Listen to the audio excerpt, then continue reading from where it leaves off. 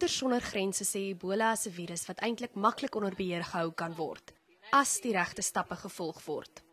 To manage Ebola is not rocket science. It's very, very basic infection control, and it's very, very basic protection of healthcare staff. I think it's important to understand working in an Ebola center as a healthcare professional is very frustrating because we are dealing with a disease of which we have no treatment available. Die organisasie sê daar is bloot nie genoeg plek om al die siekes te behandel nie, en dokters moet moeilike keuses maak om lewens te red.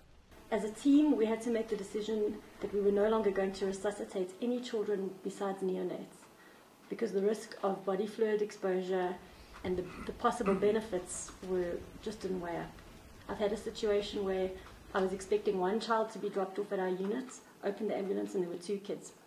And due to logistical reasons, I could take one. Die hoeveelheid verpleegsorg wat hulle kan kry is ongelukkig beperk. En ook hoe deeglik jy hulle kan ondersoek en die tipe laboratoriumondersoeke wat jy kan doen is ongelukkig baie beperk. Dokters Sonder Grense sê mense sterf nou boonop nie net van Ebola nie.